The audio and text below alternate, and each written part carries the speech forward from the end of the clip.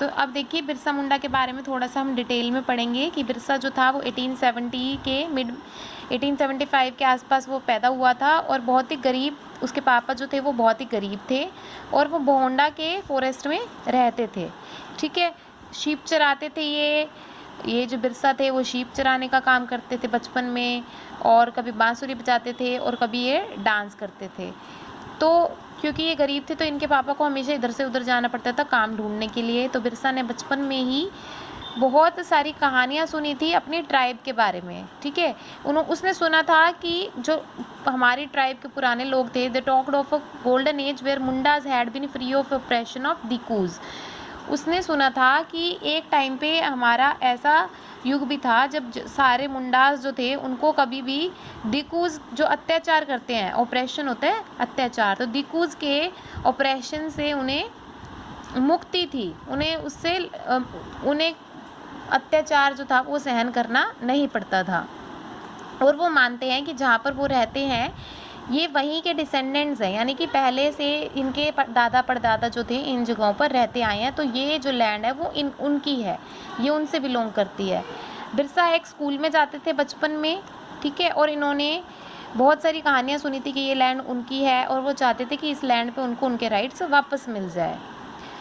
उसके बाद बिरसा के बारे में थोड़ा सा और देखते हैं। ठीक है, बिरसा ने एक मूवमेंट चलाया और वो उनका मेन मुद्दा क्या था, वो अपनी ट्राइबल सोसाइटी को रिफॉर्म करना चाहते थे, सुधारना चाहते थे। वो चाहते थे कि आदिवासी भी आगे बढ़ें। तो उन्होंने अपने सारे जो मुंडाज उनकी ट्राइब थी उससे उन्होंने दरख्वास्त की कि गिव अप ड्रिंकिंग लिक्वर, शराब पीना छोड़ दें, अपने गाँव को साफ़ रखें और विच क्राफ्ट और सोसरी यानी कि काला जादू में और इन सब चीज़ों में बिलीव करना, विश्वास करना वो छोड़ दें।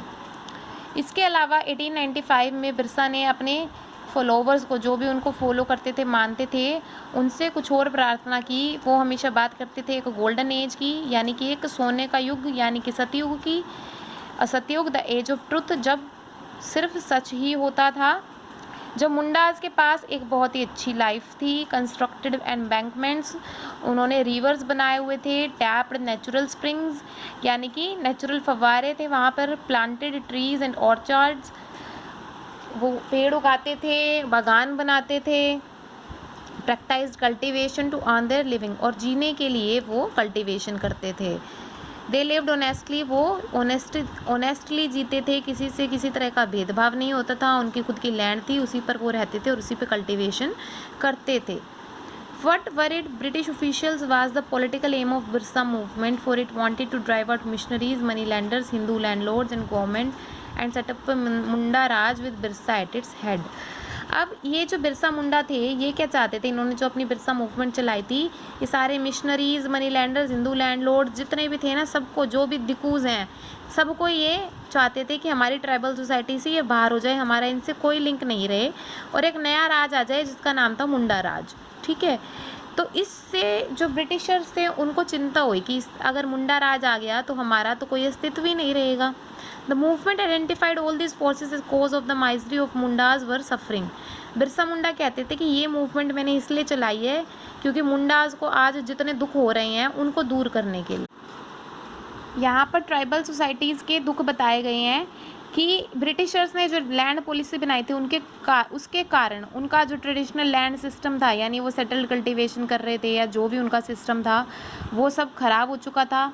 हिंदू लैंडलॉर्ड्स और मनी लैंडर्स जो थे वो उनकी लैंड ले जा रहे थे। क्यों? क्योंकि वो पैसे नहीं चुका पाते थे। जब वो उनसे पैसा ले लेते थे, जब ट्राइबल सोसाइटीज़ उधार पे पैसा लेती थी तो पैसा नहीं चुका पाने के कारण लैंडलॉर्ड्स और मनी लैंडर्स जो थे उनकी लैंड उनसे ले लेते थे। And missionaries were criticising their traditional culture. Missionaries वो स्कूल थे जो कि दूसरा कल्चर पढ़ाते थे, तो उसके कारण जो मुंडा कल्चर था या उनका ट्रेडिशनल कल्चर था वो सब ख़त्म होता जा रहा था। जैसे जैसे ये मूवमेंट फैला, ब्रिटिशर्स ने सोचा कि अब इस पे हमें कुछ एक्शन लेना होगा, तो उन्होंने 1895 में बिरसा को अरेस्ट कर लिया और उसको 2 साल की सज़ा हो गई। उन्होंने लोगों को भड़काने का उस पर इल्ज़ाम लगाया, 2 साल की उसे सज़ा हुई। तो 1897 में जब वो बाहर आया, he begin touring the villages to gather support.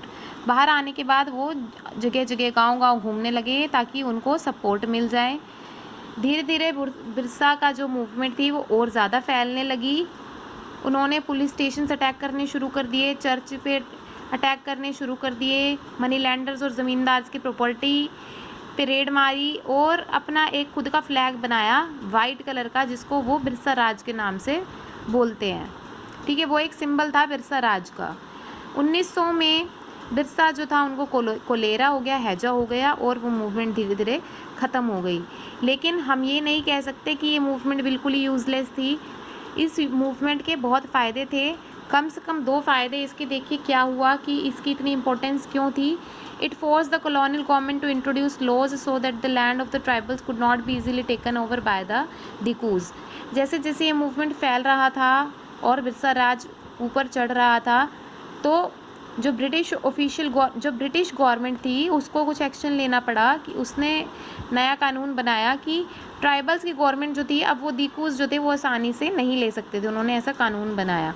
और दूसरा, एक बार ट्राइबल सोसाइटी ने फिर से दिखा दिया कि अगर उनके साथ कोई इनजस्टिस होगा तो वो उसके अगेंस्ट भी एक्शन लेना जानते हैं।